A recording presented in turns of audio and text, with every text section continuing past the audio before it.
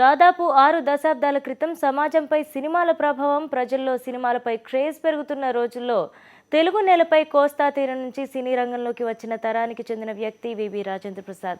పలు super hit చిత్రాలతో తెలుగు వెండితెరకు వెలుగు నింపిన నిర్మాత, దర్శకుడు. ఆయనతో గతంలో సాక్షి టీవీ ప్రత్యేక ఇంటర్వ్యూ చేసింది. ఆ సందర్భంగా ఆయన తన సినీ అనుభవాలను పంచుకున్నారు. నాటి ఇంటర్వ్యూ హైలైట్స్ సాక్షి వీక్షకుల కోసం మరోసారి ఇప్పుడు చూద్దాం.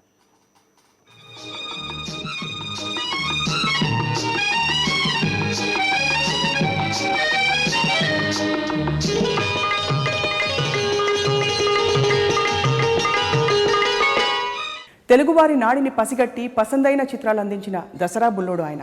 తన చుట్టూ ఉండే వారి కోసం ఏదో ఒక మంచి పని చేయాలని తప్పించిన బంగారు బాబు ఆయన. తెలుగు ప్రేక్షకుల మదిలో సుస్థిరమైన స్థానం సంపాదించిన ఘనుడు ఆయనే. ఆ తరం వారికి ఆయన ఎవరో ప్రత్యేకించి చెప్పనవసరం లేదు. కానీ ఈ తరం వారికి మాత్రం హీరో జగపతి బాబు తండ్రి అని పరిచయం చేయాల్సి వస్తుంది.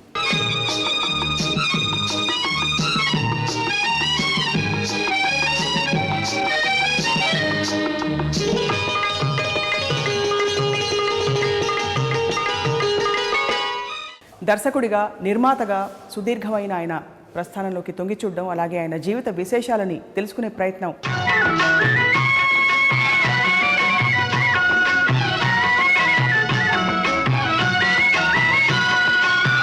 రాజేంద్ర ప్రసాద్ గారు, నమస్కారం అండి. సాక్షి టీవీ లెజెండ్స్కి స్వాగతం.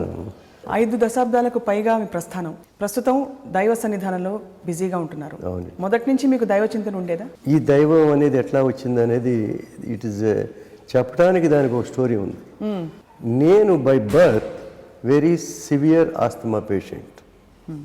పుట్టుకతోనే ముందు ఆస్తమా పుట్టిందా నేను ముందు పుట్టానో తెలియదు నాకు, బట్ ఆస్తమా నాతో పాటే పుట్టింది. అప్పటి నుంచి అలవాటైంది ఏంటంటే, ఎక్కడ ఏ రాయి కనపడినా, పాడుబడ్డ గుడి కనపడినా, మంచి గుడి కనపడినా 2 చేతులు అయితే నమస్కారం పెట్టి వంగి, బస్సులో వెళ్తానో కూడా నమస్కారం పెట్టుకుంటూ, ఆ రోజుల్లో బస్సులో వెళ్తుంటే, ఎప్పటికైనా దేవుడా నాకు ఈ ఆస్తమా నుంచి కొద్ది రోజులన్నా నాకు ఇది ఇచ్చి ఆరోగ్యవంతుని చేయని ప్రతిరోజు కూడా ఏది కనపడినా భక్తుల్ని అప్పటి నుంచి స్టార్ట్ అయింది ఈ విధంగా.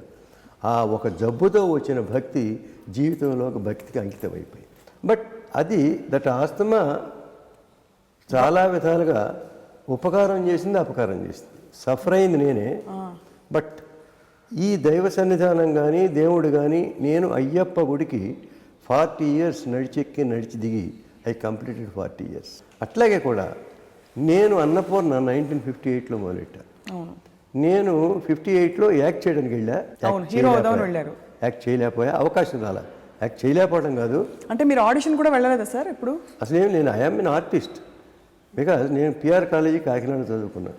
కాకినాడలో కాలేజీలో చాలా యాక్టివ్, అంటే అన్ని రకాల యాక్టివ్, అంటే ఎక్సెప్ట్ ఎడ్యుకేషన్ అన్నిట్లోనూ యాక్టివే. నేనంటే చాలా రకంగా ఒక గ్లామర్ అవనండి, ఒక రౌడీగా కానివ్వండి, except a brilliant student, education తప్ప అన్నీ ఉన్నాయి అక్కడ. అన్ని యాక్టివిటీస్ ఉన్నాయి. ఆ దసరా బుల్లోడు సినిమా పేరుకు దసరా బుల్లోడు తప్ప జీవితంలో నేను దసరా బుల్లోండి.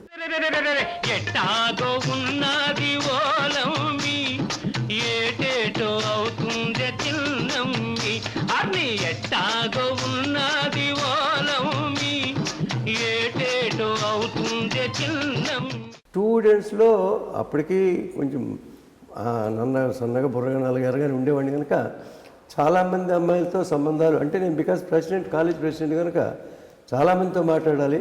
ఎన్ని మాట్లాడినా ఎన్ని చేసినా అన్నీ నిజం కాదు, కొన్ని మాత్రం అబద్ధాలు లేవు కొంతవరకు. చాలామంది చాలా రకాలుగా ఊహించుకుని ఏయో గోళ్ళ మీద రాసి ప్లస్లు మైనస్లు అంటే ఎన్నో రాశారు, ఎన్నో చేశారు. అందులో 99% అబద్ధమే.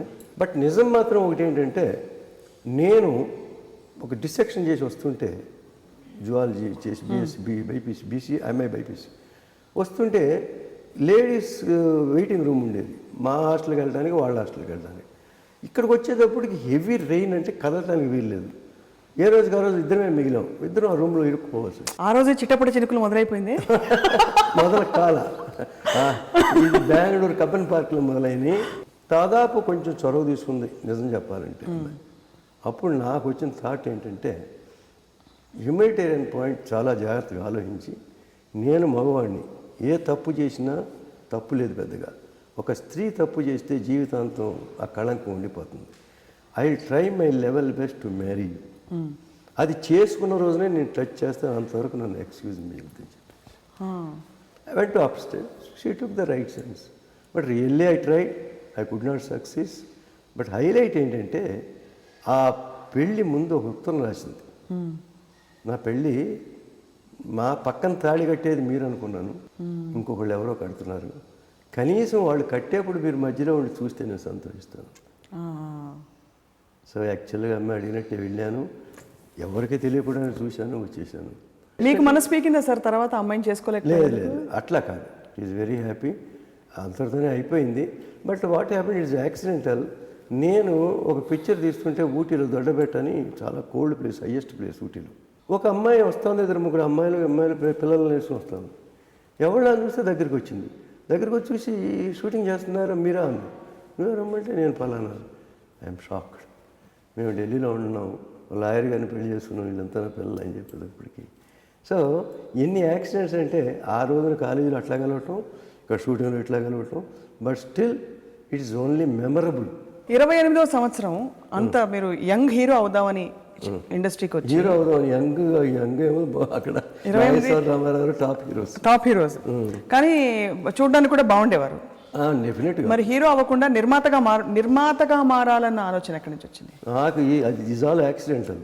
All accidental. నేను ఆ సినిమా ఇండస్ట్రీకి వెళ్ళాలనే కోరిక ఎట్లా వచ్చిందని ఫస్ట్ అడిగితే, కోరిక అయితే నాకుంది, కానీ ఆ రోజుల్లో నాటకాల్లో వేసినా సినిమాల్లో వేసినా పిల్లల్ని పెళ్లి చేసేవారు కదా ఎవరు, అంటే మంచి వాళ్ళు కారు సినిమా వాళ్ళు. బట్ నన్ను ఈ ఆస్తమా నా సినిమాకి వెళ్ళడానికి కూడా ఎట్లా హెల్ప్ చేసిందంటే, మాకు పెద్ద వ్యవసాయం, రైస్ మిల్స్ అయి ఉండేవి. కొంతకాలం చదువుకున్న వెంటనే 26, 28 ఫినిష్ చేస్తే 1 ఇయర్ ఊళ్ళో ఉండాల్సి వచ్చింది. ఒకరోజు కాపలా పడుకోమంటారు చాలల్లో, బికాజ్ ఆస్తమా పేషెంట్ దోగరంతా పడదు. Next day I'm sick for 1 week.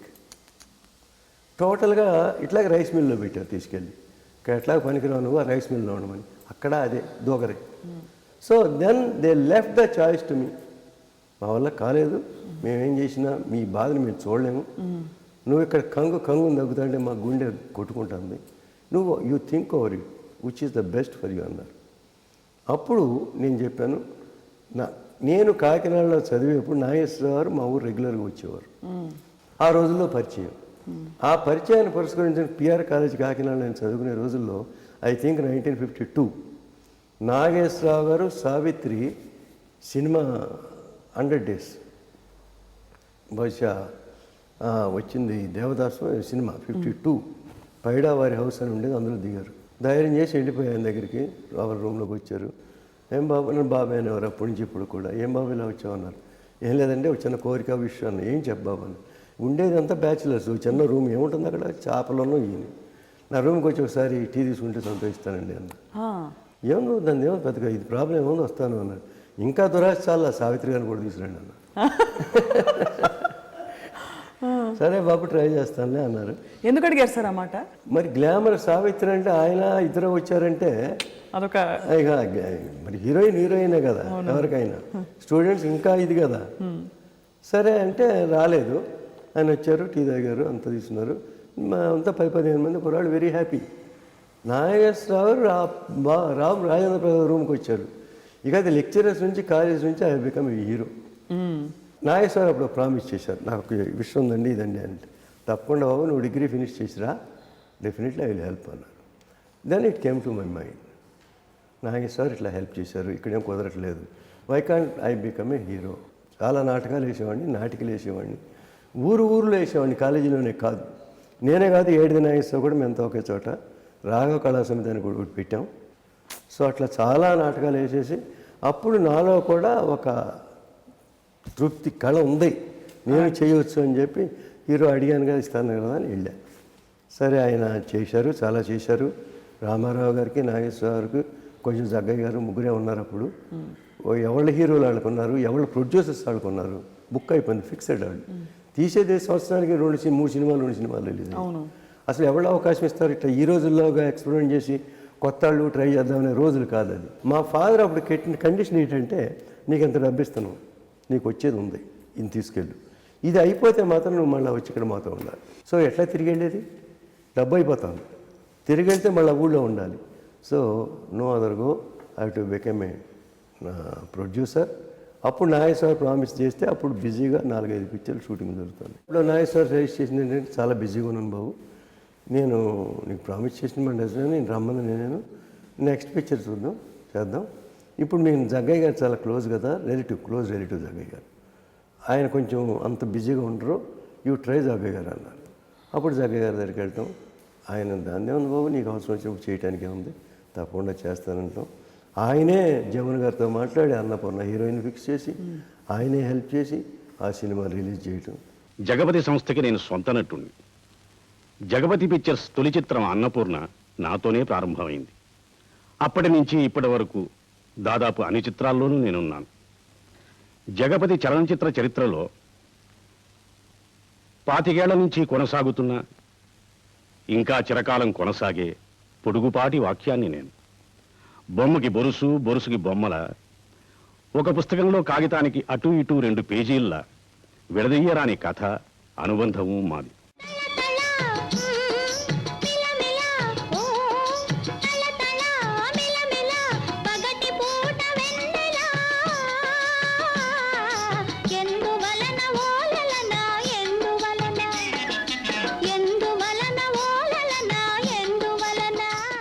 ఆ పిక్చర్ అయినాక నాగేశ్వరరావు అన్న మాట ప్రకారం ఆరాధన పిక్చరు సావిత్రి గారితో, అది ఆ రోజుల్లో అన్నపూర్ణ మసూనార్కి అలవాటు ఏంటంటే దాదాపు కలకటా వెళ్ళి మన స్టోరీస్ వాళ్ళకి చాలా దగ్గర చూస్తే అప్పుడు సాగరి కానీ బ్యూటిఫుల్ సబ్జెక్ట్ అది సెలెక్ట్ చేసి వచ్చాము.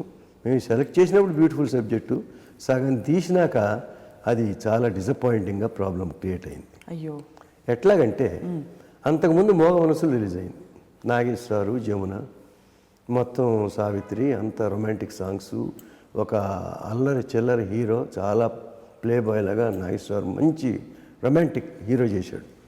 ఇప్పుడు ఇక్కడ వచ్చేది ఈ సబ్జెక్ట్ ఏంటంటే, పెద్ద డ్రాబ్యాక్ ఏంటంటే 3/4 ఆఫ్ ద పిక్చర్ హీరో కళ్ళు ఉండవు. ఇంత నిన్నటిదాకా ఆడి పాడి ఇంత చేసిన హీరో వాడు గుడ్డాళ్ళగా పడుకుంటే ఎవరు చూస్తారు? నాగేశ్వరరావు కూడా వచ్చి బాబు ఒక పని చేద్దాం, వెటరన్స్ ఉన్నారు కదా బిఎన్ రెడ్డి గారు అట్లా వాళ్ళందరూ 3.5 పైన అయిపోయింది, చూపిద్దాం వాళ్ళకి, వాళ్ళు ఏమంటారు అన్నాడు. వాళ్ళంతా చూసి you're on the knife edge.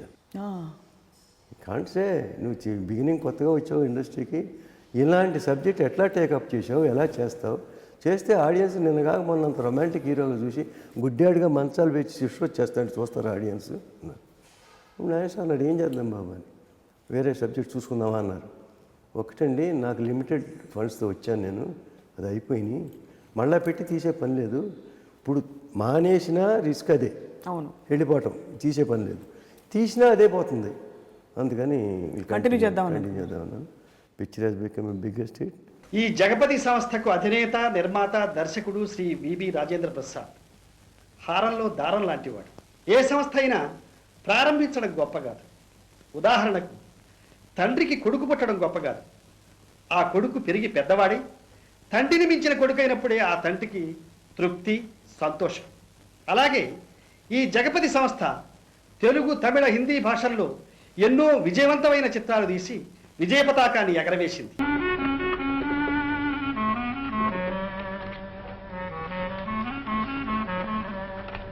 ఇది ఆఖరిసారి నువ్వు రాసిన పుస్తకం. నవ్వండి నవ్వండి, అక్కడి మీ నవ్వులు ఇక్కడి దాకా వినిపిస్తున్నాయిలండి. అందాకా చదివి పగలబడి నవ్వాను. ఆ తరువాత ఈ దురదృష్ట సంఘటన జరిగిపోయింది. దానికేం కాని లక్ష్మి, ఇది ఆ మిగిలింది నువ్వు చదువు.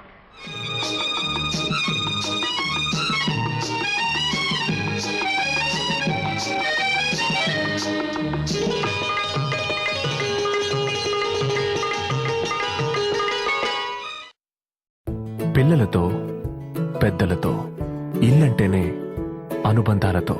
నా కుటుంబాన్ని ఉమ్మడిగా ఉంచే బాధ్యత నాది. మరి నా ఇంటిని గట్టిగా ఉంచే బాధ్యత భారతీ సిమెంట్దే. Superior quality, guaranteed.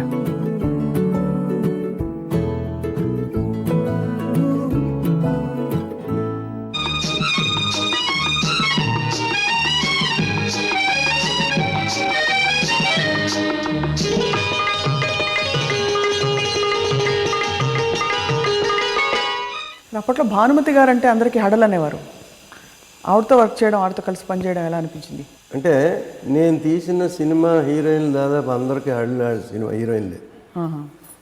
To start with first Jamuna garu, Annapurna. Jamuna గారు అంటే చాలామందికి టైపే వేరు అసలు. ఇప్పటికీ కూడా జమున గారు అంటే రామారావు గారికి పోట్టే అందరితో కూడా భయం ఆవిడంటే. సరే, సావిత్రి గారు పర్లేదు కానీ వెరీ వెరీ బిజీ ఆర్టిస్ట్. అంతకు మించి సరోజాదేవి అప్పుడు ఎంజీఆర్తోనూ శివాజీ గణేశన్తోనూ అందరితో పిక్చర్లు busiest heroine and highly paid heroine. Nageswara కన్నా ఎక్కువ తీసుకున్న హీరోయిన్ ఆ రోజుల్లో. బట్ భానుమతి గారి విషయం వస్తే డైరెక్ట్గా భానుమతి గారిని బుక్ చేసిన పిక్చర్ కాదు, ఒరిజినల్గా బుక్ చేసిన జమున గారిని. అది ఇందులో పెక్యులర్ సబ్జెక్టు. ఎట్లాగంటే ఆ క్యారెక్టరు నాగేశ్వరరావుకి అక్క. బుక్ చేసినప్పుడు ఒప్పుకున్నారు ఆవిడ, డేట్స్ కూడా ఇచ్చారు, అన్నీ కన్ఫర్మ్డ్. లాస్ట్ మినిట్లో వచ్చేటప్పటికి ఒకళ్ళిద్దరు ప్రొడ్యూసర్లు, ఈ పిక్చర్ నువ్వు ఎట్లా చేస్తావు అక్క, నాగేశ్వరరావుకి అక్క, నేను దాకా రొమాంటిక్ హీరోయిన్ వేసి నీ ఫ్యూచర్ ఏంటి అని చెప్పారు. అప్పుడు ఆవిడ పంపించింది, సారీ అండి నేను చేయలేను ఈ పిక్చర్, నా కెరీర్కే ఇబ్బంది అని చెప్తే, నో అదరకు ఏం చేయాలో తెలియక